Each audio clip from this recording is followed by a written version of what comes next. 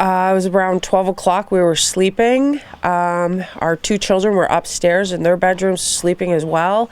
And it sounded like somebody had fallen down the stairs. We just heard this like big bang. And next thing you know, me and Jeff, like the whole roof fell in on us. And, you know, the bedroom was dark. We couldn't really see what had happened. And, you know, I'm like, what's all over my face and my hair? And everything fell on Jeff's face and scraped it.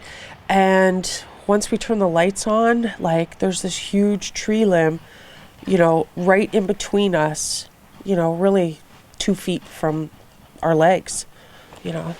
Just to get out of the bedroom, make sure everybody was safe, call 911, get somebody out right away in case there was going to be more damage. It looked like there was some exposed wires, so for safety's sake, you know, get the power shut off, and just went into complete safety mode to try and to get everybody out. It was pretty shocking. You know, reaction time was quick, but we wanted to get everybody out of the house.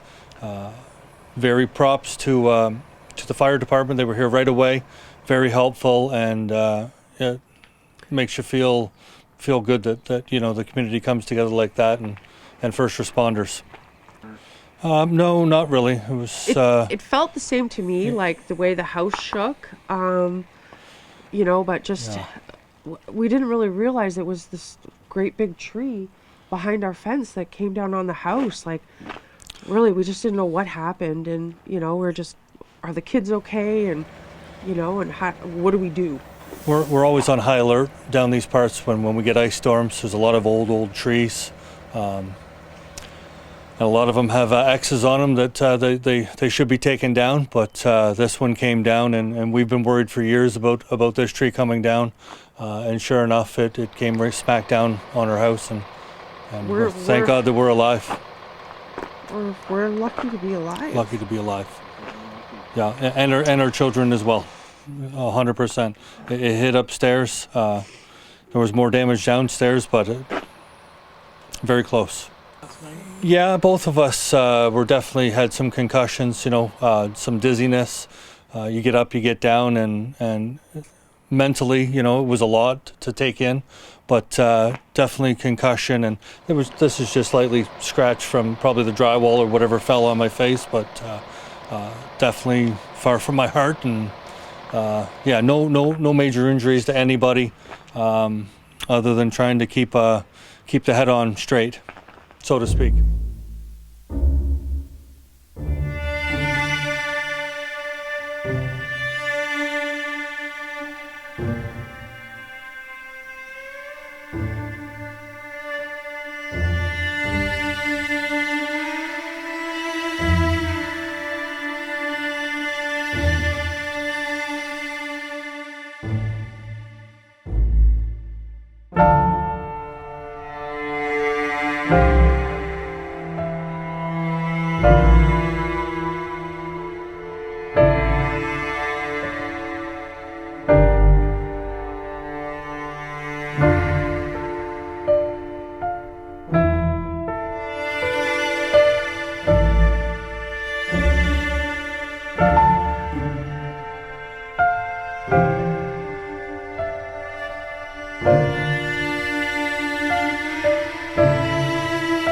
By 2 or 3 feet. The left side came through the house, the right side's smashed another branch down and went over the neighbor's property, and their shed is demolished, the fence, the barbecue's holding up part of it, the deck is demolished, and it looks like the Florida room is, well, it's not sunny in Florida anymore, is it? I just don't see how it went downstairs bedroom. Something must have sharp and pointy must have talked to him. Like straight for us. Come up a little short. Thank God. Look at the size of that sucker. It's a lot of tree. That's huge. You can see like where it came into the house. I think. I don't know. Look at how much moisture this thing's holding. Oh yeah. And one of our theories is when we had over Christmas 3 straight days of 100-kilometer-an-hour winds.